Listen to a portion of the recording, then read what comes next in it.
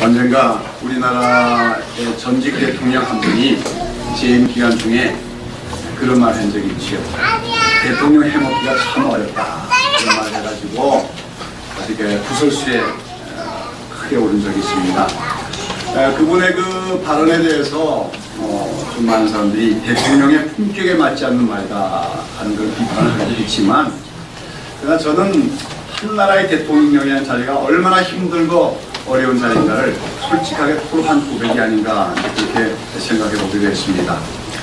이처럼 많은 사람들을 이끌어가는 그 지도자의 자리는 참 영광스럽기만 한 것이 아니라고 하는 것입니다. 많은 사람들이 참 높아지기 원합니다. 한마디로 높아진다는 게 다른 말하면 지도자가 되는 것인데, 그래서 다른 사람에게 영향력이 있는 그런 지도자의 자리에 오르기 위해서 공부를 많이 하기도 하고 정치적인 투쟁이나 경쟁을 통해서 그런 지도자가 되려고 힘을 쓰기도 합니다. 그렇게 해서 사회, 정치가 됐던 또는 경제 분야가 됐던 어느 방면에서든지 지도자가 된 사람을 가리켜서 우리는 성공을 했다, 출세를 했다, 그렇게 칭찬을 하기도 하고 부러워하기도 합니다. 그러나 이렇게 막상 지도자의 자의 위치에 오르면 거기에 따른 선망의 눈길과 칭찬만 있는 것이 아니라 수많은 책임들과 고뇌와 고민들도 생겨나게 되어지죠. 즉 지도자의 자리에 오르지 않고 그 아래에서 일할 때는 미처 알지 못했던 수많은 번민과 고뇌와 고통들이 반드시 지도자에게는 생겨나게 마련인 것입니다. 이것은 대통령이나 사회적인 지도자뿐만 아니라 교회 지도자들에게서는 더 그렇다고 생각이 들어요.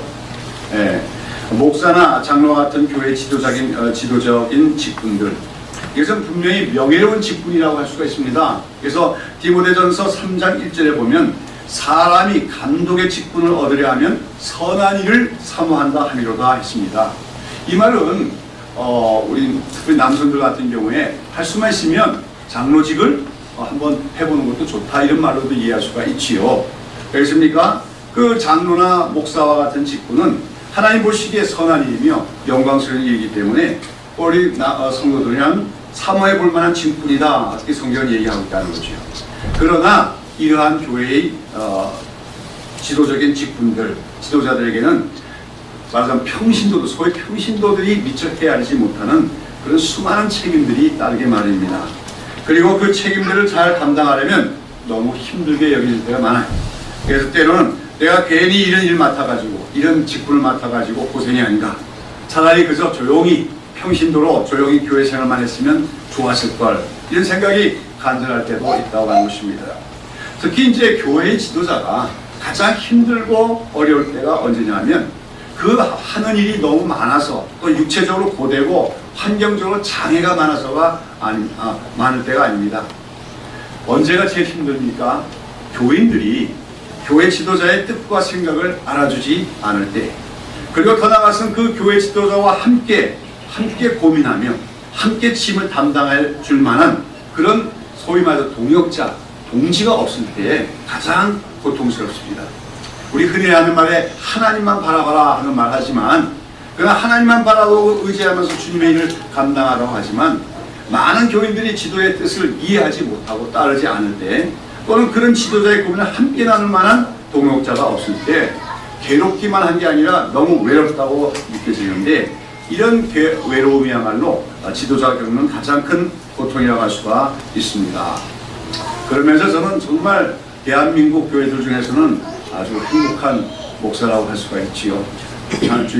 귀한 장로님들하고 늘 같이 마음을 터놓고 대화를 할 수가 있고, 또 저의 모든 사역을 이해해 주시고, 그러니까 저는 아주 편안하게 그런 소위 말해서 지도자들로서의 겪는 고민, 고통, 스트레스 없이 목회에서 참 행복한 목사라고 생각합니다만은, 그러나 수많은 교회의 목회자들 중에서는 목회가 정말 고통스러운 일로 여겨지는 그런 분도 없지 않은 것 같아요. 그런데 오늘 우리가 살펴보는 민수기 11장 본문에 보면 참 구약시대에 가장 뛰어난 지도자였다고 할 수 있는 이스라엘 민족의 지도자였던 모세의 고뇌와 고통이 잘 묘사되어 있습니다. 여러분, 모세는 참으로 위대한 지도자였고 참 훌륭한 믿음의 사람이었습니다. 그러나 소위 하나님 백성이라고 하는 이스라엘 백성들이 너무 자주 불순종하며 패역한 행동을 반복하자 마침내 그 모세의 인내에도 한계가 온 것 같은 그런 모습을 오늘 본문에서 보게 되어집니다. 여러분 잘 아다시피 이스라엘 백성은 400년 동안 애굽에서 노예 생활하던 민족이었습니다. 그런 소망 없는 가운데 살아갔던 그 비천한 이스라엘 민족을 하나님은 그 큰 권능의 손길로 해방을 시켜 주셨습니다. 그것을 출애굽이라고 하고, 이러한 출애굽의 역사에 있어서 하나님이 사용하신 지도자가 바로 모세였습니다. 근데 우리가 성경을 보면 이 모세는 참 지도자로서의 자질을 완전히 고루 갖춘 사람이라고 할 수가 있습니다. 그는 태어나서 40세가 되기까지 애굽의 왕궁에서, 당시 세계 모든 문명의 중심이라 할 수 있는 애굽의 왕궁에서 모든 학문을 다 익혔고, 그 다음에서 또 공주의 바로의 딸, 즉 공주의 양자로 들어갔지만 그러나 양육은 친어머니한테 양육을 받으면서, 자 우리가 친어머니 요셉에서는 믿음이 진실한, 또 믿음이 깊은 그런 어머니로부터 하나님께 대한 신앙과 민족에 대한 사랑을 어린 날부터 성장하면서 가르침을 받았습니다. 그런데 그만해도 그렇게 40년을 참 어머니의 교육, 또 왕궁의 교육 모든 걸 다 받았어요. 그럼에도 하나님은 그 모세를 어떻게 합니까?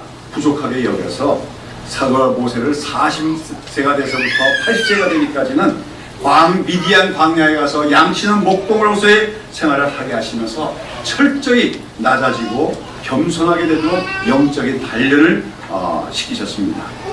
자, 이렇게 하나님의 손길 아래서 훈련되고 다듬어진 모세는 그야말로 인류 지도자 정도가 아니라 초특급의 지도자였다고 할 수가 있을 것입니다. 특히 그의 인격은 80년 동안의 인생 수업과 신앙의 연단을 통해서 성숙해져 있었어요. 그래서 민수기 12장 3절에 보면 이 사람 모세는 그 온유함이 지면의 모든 사람들보다 승하더라 하겠습니다. 그러니까 이 모세가 당시 모든 사람들 중에서 가장 온유한 자였다 하는 겁니다. 그래서 온유하다는 것은 너그럽고 반대하고 또한 겸손한 것을 의미하는데, 이러한 그 온유함은 사실 지도자들에게서 가장 필수적인 자질 중에 하나라고 할 수가 있습니다. 어떤 지도자들은 보면 능력도 있고 지식도 있지만 덕이 없는 것을 보게 되어집니다. 즉 온유함과 겸손이 부족해서 과격하거나 또는 성내기를 잘하는 지도자는 최상의 지도자가 될 수가 없습니다. 많은 업적을 쌓았다고 하다가도 온유하지 못함으로 말미암아 감정적으로 일을 처리하거나 분노함으로써 그동안 쌓은 모든 것들이 일시에 허물어지고 마는 경우를 종종 볼 수가 있습니다. 자, 그런데 모세는 지식만 갖춘 것이 아니라 용기와 신앙을 갖추었고, 더군다나 그 하나님의 연다하신 손길 밑에서 온유함과 겸손함까지 갖추었으니 그야말로 완벽에 가까운 지도자였다고 할 수 있는 사람이 모세였다는 겁니다. 그러나 오늘 우리가 읽은 본문은 그 훌륭하고 그처럼 온유한 모세마저도 지도자로서의 한계를 느끼면서 마치 하나님께 불평하듯이 호소하고 있는 것을 우리가 볼 수가 있습니다. 지난주에도 이제 우리가 민수기 11장을 제가 강의했습니다만, 민수기는 흔히 그 별명이 뭐라 하십니까?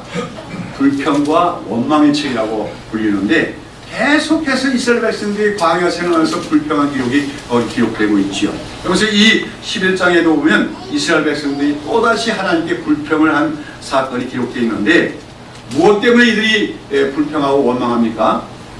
먹는 문제 때문이죠. 자, 그들이 광야 생활하는 동안 광야에서는 농사를 지을 수도 없고 생산되는 것도 없습니다. 그럼에도 불구하고 그들은 굶주리지 않고 광야길을 갈 수 있었어요. 왜 그렇습니까? 하나님께서 날마다 하늘로부터 만나를 내려주셨기 때문인 것입니다. 정말 세상 다른 사람들이 먹어보지도 못한 그런 만나. 그리고 사실 우리가 만나에 대한 기록을 살펴보면 맛이 아주 없는 것도 아니에요. 그렇죠? 또 기름진 과자 같기도 하고, 여러 가지 튀겨서 먹을 수도 있고 또 말려서 먹을 수도 있고, 아마 여러 가지 형태로 조리도 해 먹을 수 있는 좋은 음식이고, 말하자면 완전 식품이었다고 이해할 수가 있겠죠. 그러나 그 귀한 그 만나는 음식에 대해서 이스라엘 백성들이 투정을 하는 겁니다. 매일 이 만나만 먹으니까 질렸다는 겁니다. 이 만나만 먹으니까 우리가 정력이 쇠해졌다고 불평을 하며 모세에게 원망을 합니다. 이런 그 백성들의 모습, 이거 한마디로 패역하다 그러죠. 이런 패역한 백성들의 모습 앞에서 마침내 모세가 인내심의 한계가 온 것이요. 그래가지고 이제 자기 자신이 하나님께 불평하듯이 호소를 하고 있는 것입니다. 우리 11절부터 15절까지를 우리 한번 같이 읽어보시겠습니까? 다 같이 한번 읽어봅시다. 여호와께 여짜오되 주께서 어찌하여 종을 괴롭게 하시나이까? 어찌하여 나로 주의 목전에 은혜를 있게 하려 하시고 이 모든 백성을 내게 맡기사 나로 기침을 지게 하시나이까? 이 모든 백성을 내가 잉태하였나이까? 내가 어찌 그들을 생산하였기에 주께서 나더러 양육하는 아비가 젖먹는 아이들을 품듯 그들을 품에 품고 주께서 그들의 열쪽에 맹세하신 땅으로 가라 하시나이까? 이 모든 백성에게 질고기를 주을 내가 어디서 얻으리이까? 그들이 날 향하여 울며 가라되 우리에게 고기를 주어 먹게 하라 한즉 책임이 심히 중하여 나 혼자는 이 백성을 모든 백성을 칠 수 없나이다. 주께서 내게 이같이 하실지인데 구하옵나니 내게 은혜를 베푸사 즉시 나를 죽여 나로 나의 곤광을 보지 않게 하옵소서. 여러분은 이랬나이까 하나님께 따지듯이 지금 말하고 있습니다. 한마디로 무슨 말입니까? 하나님, 이 백성을 나 혼자 이끌고 가는 게 너무너무 힘듭니다. 근데 왜 나에게 이 모든 짐을 맡기십니까? 이렇게 힘들고 어려울 바야 차라리 지금 나를 죽여주십시오. 그게 오히려 지금 하나님께 내가 베푸실 가장 큰 은혜입니다. 그렇게 하나님께 호소를 하고 있는 것이죠. 여러분, 오죽 답답하고 참 고통스러운 차라리 지금 죽는 것이 하나님의 은혜라고 말을 하겠습니까? 우리는 이런 모세의 호소를 불신앙적인 불평으로 보아서는 안 됩니다. 모세도 연약한 체질을 가진 하나의 인간이라고 하는 것이죠. 여러분, 오늘날 우리 교인들도 교회 지도자들에 대해서 반드시 기억해야 할 것은 영적인 지도자들도 하나의 연약한 인간이라고 하는 사실입니다. 하나님께서는 이러한 사실을 인정해 주십니다. 오늘 우리가 볼 때는 모세의 말이 좀 지나친 것 같기도 해요. 감히 하나님께 이랬나이까 저랬나이까 날 죽이소서. 그러나 하나님은 그의 말에 불평하는 말에 대해서 호통을 치지 않으십니다. 야 모세야, 네가 하나님의 종이 돼가지고 백성의 지도자가 되어서 네가 그 정도도 못 참느냐, 그렇게 나무라지 않으십니다. 오히려 여기서 하나님께서는 모세가 이처럼 힘들다고 하면서 무엇보다 이 백성을 나 혼자서는 감당할 수가 없다, 나 혼자서는 이끌고 나갈 수 없다고 고소할 때 하나님께서는 모세에게 어떤 응답을 주십니까? 자, 오늘 본문에 보면 그 백성들의 요구에 따라서 그들이 만나만 먹으니까 힘이 없다, 정이 없다 그러니까 고기를 주마. 얼마큼 주겠다? 한 달 내내 줘가지고 너희들 코에서 막 그냥 고개 넘치도록 주마. 하나님 그렇게 말씀하시죠. 그러면서 이제 모세에게는 뭐라고 합니까? 모세에게는 70명 장로들을 모세와 함께 하나님 앞에 나오도록 명하십니다. 그리고 이제 그 70명의 장로들이 모세와 함께 모였을 때 그 장로들에게 뭐가 임합니까? 모세에게도 임했던 신, 뭡니까? 성령이 그들에게도 임하는 사건이 일어나는 것입니다. 여러분, 우리가 그래서 아까 모세가 탁월한 지도자라고 했어요. 그가 백성들을 잘 이끌어가고 있습니다. 하나님의 종으로 충성하고 있지만 그것은 그의 개인적인 자질, 능력, 훈련 이것 위에 그에게 뭐가 임했기 때문입니까? 그에게 하나님의 성령이 임했기 때문에 그 능력으로 감당하고 있음을 우리는 알아야 돼요. 근데 이제 하나님께서 나 혼자서는 이 백성을 도무지 감당할 수 없겠습니다. 이렇게 부르짖는 모세에게 어떤 것을 보여주십니까? 그 백성들의 지도자인 또 70명의 장로들에게 그들에게도 성령을 부어주시게 임하도록 부어주셨다고 하는 것이죠. 성령을 부어주셨다는 것은 그들도 하나님의 능력을 받게 됐다는 말이고, 그렇게 함으로써 그들이 모세를 도와서 모세 혼자 고달프게 그 짐을 지지 않도록 하나님께 배려해 주셨다고 하는 것입니다. 자, 근데 오늘 여기 이야기 중에 보면 이렇게 70명의 장로들이 모세 앞에 나와서 하나님의 성령을 임하실 때 그들이 다 어떻게 했다고 했습니까? 예언을 했다고 하는 것입니다. 우리가 구약 성경에도 보면 하나님의 신, 성령이 임할 때 나타난 현상 중에 하나가 뭡니까? 예언을 하는 것. 예언하는 것, 하나님의 말씀을 막 얘기하는 거예요. 하나님의 말씀을 외치는 거죠. 이것은 이제 우리 신약시대에도 비슷하지요. 신약시대에도 이제 소위 성령을 부음받을 때, 왜 성령 받는다는 얘기는 이제 두 가지를 봐야 되는데, 왜 예수님을 믿을 때 이미 성령을 받은 것입니다. 성령으로 말미암지 않고서는 누구든지 그리스도를 예수를 그리스도라 부를 수가 없다고 했어. 성령이 우리에게 임하셨기 때문에 우리의 믿음이 생기는 것이고 예수님을 주로 고백할 수 있게 된 줄로 믿습니다. 그러나 우리 그리스도인은 그렇게 예수님을 믿어 구원받게 된 때에 성령을 받은 것 위에 성령의 바로 기름 부으심을 받아야 돼요. 성령의 능력을 받아야 된다는 거죠. 우리가 오순절날 성령의 역사에 보면 그들이 성령이 충만하게 임했습니다. 예수님께서 성령의 세례라고 말씀하십니다. 그리고 그들이 다 성령으로 세례받을 때 어떤 현상이 나타났습니까? 모두가 방언으로 하나님의 큰 일을 말했다고 얘기합니다. 우리가 그래서 어느 날에도 성령의 기름 부으심이 임할 때, 성령의 세례가 임할 때 여러 가지 현상이 일어날 수가 있는데 모두 다 그런 건 아닙니다. 그래서 많은 사람들이 성령의 세례를 받을 때 방언을 하게 되는 경험을 하게 될 때가 있는데, 말하자면 이제 지금 이 모세에게 나왔던 70명 장로들에게도 그렇게 성령이 그들에게 임했다, 그들이 성령의 능력을 받았다 하는 그런 증거로, 외적인 증거로 뭘 하게 된 겁니까? 예언을 하게 되어진 것이죠. 자, 그런데 이 70명 장로들이 이렇게 하나님의 성령으로 임하시는, 성령의 능력을 받는 이 시간에 그때 이 회막에 나오지 않고 있었던 사람으로서 엘닷과 메닷이라고 하는 두 사람의 장로가 있었다는 것입니다. 그런데 그 두 장로들도 다른 70명 장로들이 성령을 받아서 예언을 하는 그 시간에 그들도 자기가 있는 장막에서 예언을 했다 하는 사건이 일어났다는 거죠. 26절 보시면은 그 농명된 자 중 엘닷이라는 자와 메닷이라는 자 두 사람이 있었다 하는 것은 이스라엘 장로로 이제 그 이름이 기록된 사람들 중에는 이 두 사람도 있었다고 하는 말입니다. 근데 이 두 사람의 장로는 모세가 모든 장로들을 소집했을 때 어떡합니까? 나가지를 않았다는 것입니다. 제가 보기에는 이들은 불만 세력이었던 것 같아요. 모세에 대해서 불평하고 원망하는데 앞장섰던 사람 같아요. 이거 모세 안 된다고. 그렇죠? 그래가지고 지금 모세가 모든 장로는 여기 모이라 하는데도 안 나가고 자기의 장막에 그냥 버티고 있었던 것입니다. 그런데 어떻게 됐습니까? 모세에게 나온 장로들에게 하나님의 성령이 임하고 그들이 다 예언을 말하는 그 시간에 그 두 사람도 자기가 머물고 있던 장막에서 성령이 임하게 되고 예언을 하게 되었다고 하는 것이죠. 이러한 광경을 목격한 소년 하나가 모세에게 쫓아와서는 이 사실을 알렸습니다. 말하자면 이제 좀 고자질하는 거죠. 모세님, 엘닷과 메닷 그 두 사람 있지 않습니까? 그 두 장로, 못된 장로 있지 않습니까? 모세님에게 늘 대드는 그 장로들, 그 사람들이 지금 자기 장막에서 다른 장로님처럼 지금 막 예언을 하고 있습니다. 아마 이렇게 좋아하셨을 것입니다.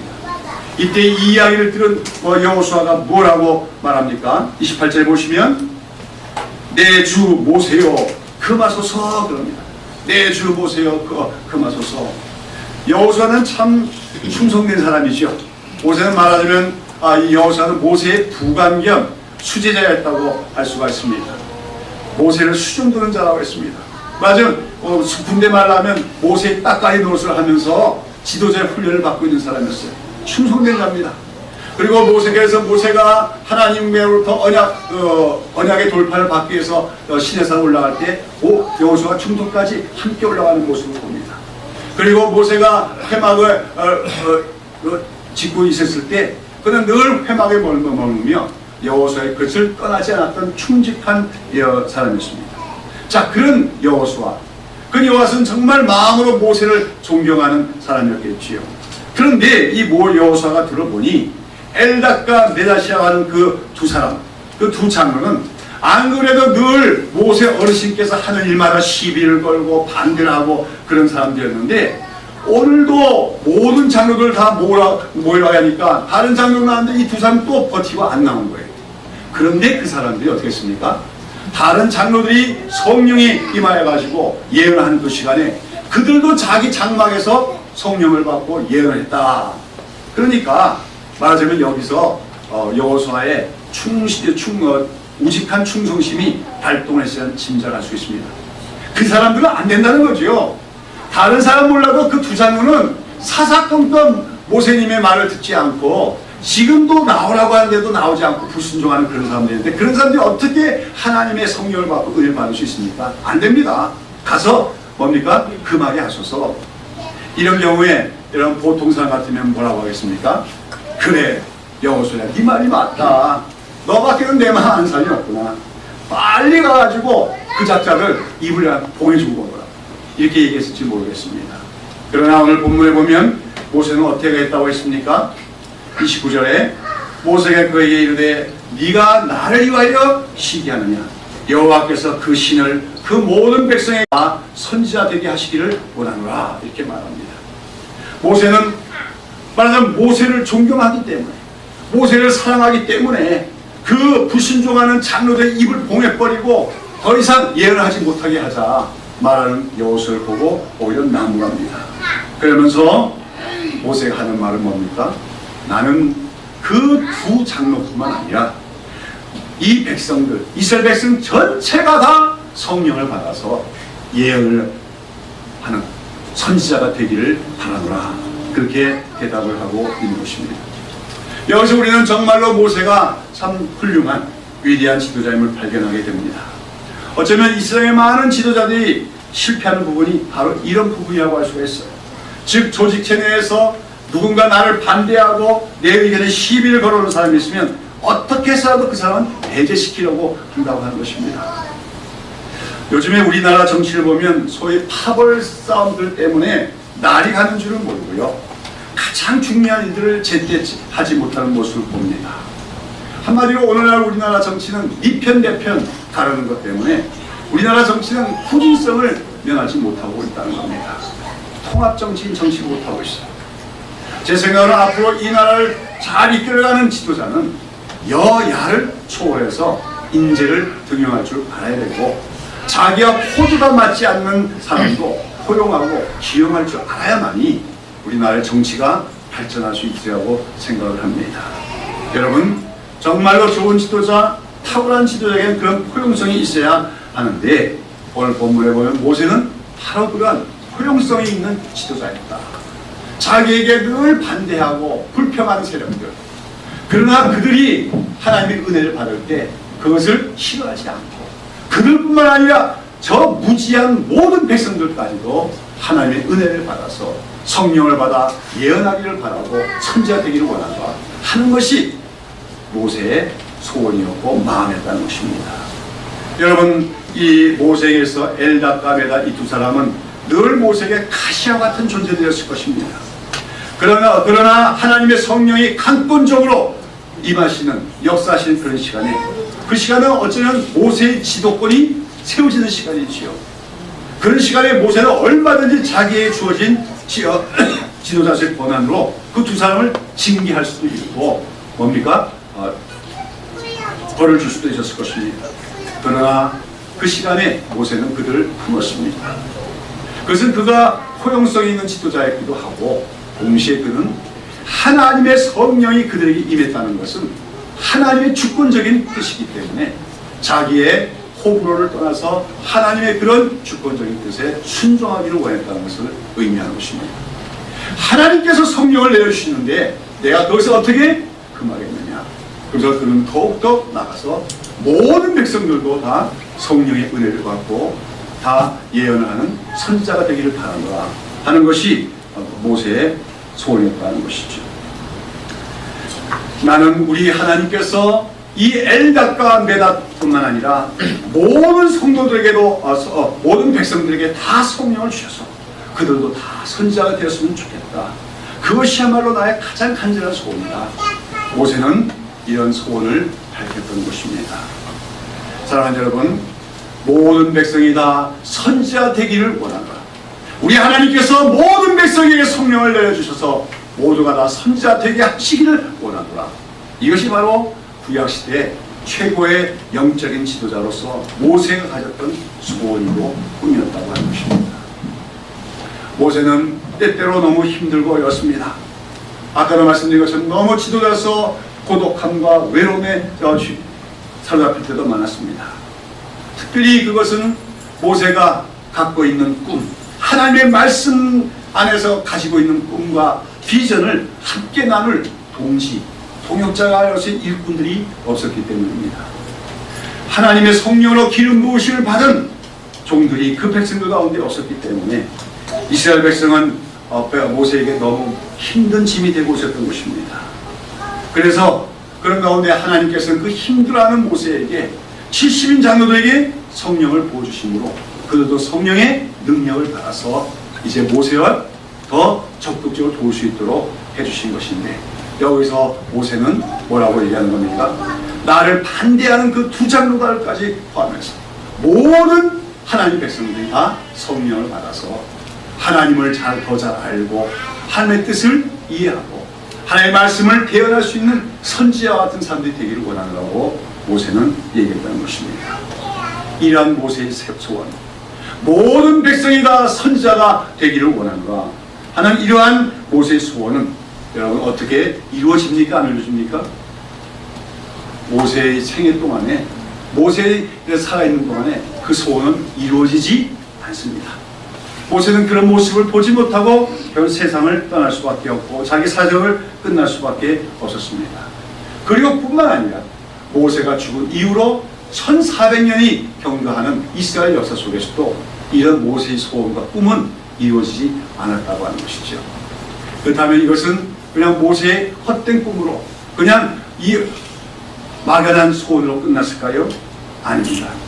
우리가 구약 선지자들 중에 요엘이라고 하는 선지자가 있는데 이 요엘 선지자는 이러한 모세의 소원이 이루어지는 날이 장차 올 것이라고 예언을 합니다. 즉 요엘서 2장 28절과 29절에서 요엘은 이렇게 예언을 하고 있는 것입니다. 그 후에 내가 내 신을 만민에게 보여주리니 너희 자녀들이 장래일을 말할 것이며 너희 늙은이는 꿈을 꾸며 너희는 이상을 볼 것이며 그때 내가 또 내 신으로 내 남종과 여종에게 부어 줄 것이며 그럽니다. 요엘 선지자는 만민에게 하나님께서 하나님의 신 성령을 부어주는 때가 오리라고 얘기합니다. 만민이라는 모든 사람을 얘기하는 겁니다. 모든 하나님의 백성에게 얘기하는 겁니다. 모세 때는 모세와 그 70인 장로에게만 성령이 임했습니다. 그 이후에도 하나님의 부실 받은 선지자들 또는 그런 하나님의 종들에게만 성령이 임했지만 이제 때가 되면 만민들 모든 하나님의 백성들에게 성령이 부어지는 시대. 그래서 여기서 늙은이는 꿈을 꾸고 또한 이상을 처음에는 이상을 보고 하는데 이 꿈 이상이라고 하는 건 다 하나님의 말씀, 하나님의 계시를 얘기하는 것입니다. 여러분 선지자라고 하는 것은 무엇입니까?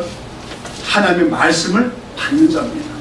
하나님의 말씀을 받는 자가 되려면 먼저 자기가 하나님의 말씀을 이해해야 돼요. 하나님의 뜻을 이해하는 자가 되야 됩니다.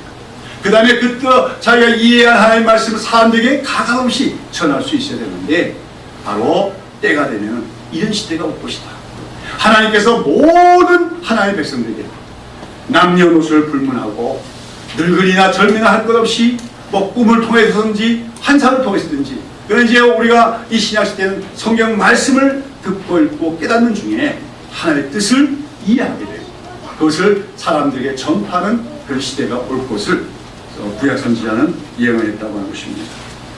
우리가 아까도 얘기한 것처럼 구약 시대와 신약 시대의 가장 큰 차이가 어디 있습니까? 바로 여기 있는 겁니다. 구약 시대에는 아주 소수의 사람들에게만 뭐가 임했습니까? 성령이 부어주시고 임했습니다.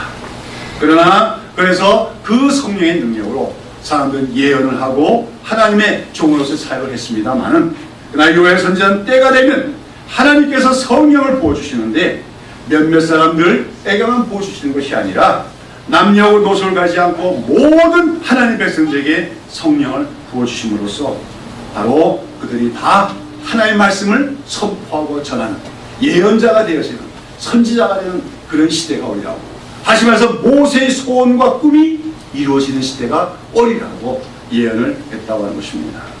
그리고 이러한 요엘 선지자 예언이 언제 성취가 되었습니까?